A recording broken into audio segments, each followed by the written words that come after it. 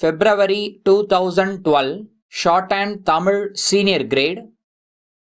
Get ready for the dictation. 10 seconds.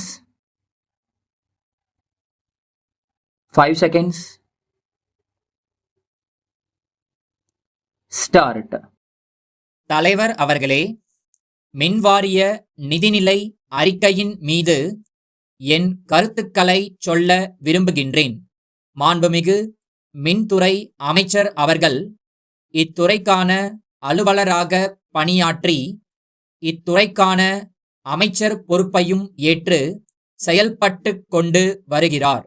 அவருடைய பதவி காலத்தில் தமிழகத்தில் மின்வெட்டு என்ற அவல நிலையே இருக்கக்கூடாது என்று பொதுமக்கள் மிக அதிகமாக எதிர்பார்க்கிறார்கள். இயற்கை சூழ்நிலை காரணமாக நமக்கு ஏற்படுகிற மின்வெட்டு என்ற அவல நிலையை தவிர்க்க நாம் மாற்று ஏற்பாடுகளை பரிசீலனை செய்ய வேண்டிய கட்டாயத்தில் இருக்கிறோம் என்பதை மறந்துவிட முடியாது. நமது மாநிலம் பருவமழையையே நம்பியிருக்கும் மாநிலம். பருவமழையால் அடிக்கடி ஏமாற்றப்பட்டு வருகிற மாநிலம் நமது மாநிலம். எனவே இயற்கையின் நுட்பமான இந்த நிலையை அடிப்படையாக வைத்து மின்வெட்டு இனி இல்லாத வகையில் மாற்று ஏற்பாடுகளை நாம் பரிசீலனை செய்து மின் தட்டுப்பாட்டை நிரந்தரமாகவே போக்க தக்க நடவடிக்கைகளை மேற்கொள்ள வேண்டும். இதற்கான மாற்று ஏற்பாடுகளை குறித்து பல்வேறு கருத்துக்கள் சொல்லப்பட்டு வருகின்றன. ஏற்கனவே நாம் அனல் மின்சக்தி மூலம் மின் பற்றாக்குறையை சரிப்படுத்தி கொண்டிருக்கிறோம். அதே சமயத்தில் அணுசக்தியை எந்த அளவுக்கு பயன்படுத்தி நாம் மின்சக்தியை உற்பத்தி செய்ய முடியும் என்பதையும் ஆராய்ந்து கொண்டிருக்கிறோம் என்பதும் உண்மை. அதுபோல் சூரிய வெப்பத்தையும் மற்றும் கடல் அலையையும் பயன்படுத்தி அதிலிருந்து ஆக்க சக்தியை உருவாக்கி அவற்றின் மூலமாகவும் எவ்வாறு இந்த நாட்டு மக்களுக்கு நாம் பயன் கிட்டச் செய்ய முடியும் என்பதையும் உடனடியாக ஆராய்ந்து நடவடிக்கை மேற்கொள்ள வேண்டும் என்பதை அரசின் கவனத்திற்கு கொண்டு வர விரும்புகிறேன். அடுத்து, கிராமங்களில் உள்ள தெருவிளக்குகள் இப்போதும் சரியாக எரிவது இல்லை. இப்படிப்பட்ட புகார் ஏற்கனவே இருந்துதான் ஊராட்சி ஒன்றியங்களின் பொறுப்பிலிருந்து தெருவிளக்குகளை பராமரிக்கும் பொறுப்பை மின் வாரியமே ஏற்றுக்கொண்டது. ஆனால் இப்போதும் இக்குறைபாடு பல இடங்களிலும் இருந்து கொண்டுதான் இருக்கிறது. மாவட்ட வளர்ச்சி மன்ற கூட்டங்களில் இக்குறைபாடு பரவலாகச் சொல்லப்படுவது தற்போது வழக்கமாகிவிட்டது.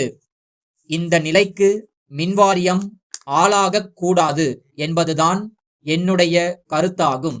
அடுத்து, குடிசைகளுக்கு ஒரு விளக்கு திட்டம் என்பது இந்த அரசின் சிறந்த ஒரு திட்டமாகும். இத்திட்டத்தின் மூலமாக ஏழை எளிய மக்களுக்கு மின் வசதியை உருவாக்கி தரும் நிலை ஏற்பட்டிருக்கிறது. பொதுவாக எல்லோராலும் பாராட்டப்படுகிற திட்டமாக இது இருந்தாலும் இந்த திட்டத்தில் இருக்கின்ற ஒரு குறைபாட்டையும் நான் இந்த நேரத்தில் சுட்டிக்காட்ட விரும்புகிறேன். இந்த திட்டத்தின் கீழ் இணைப்பு கோரி போடப்படும் மனுக்களை வாங்குவதில் பொதுமக்களுக்கு பெரிதும் இடர்பாடுகள் ஏற்படுகின்றன.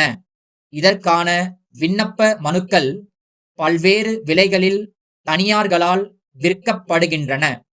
மின்சார வாரியமே இந்த மனுக்களை அச்சடித்து குறைந்த விலையில் மின்சாரத் துறையின் மூலமாகவே விற்பனை செய்வது நல்லது.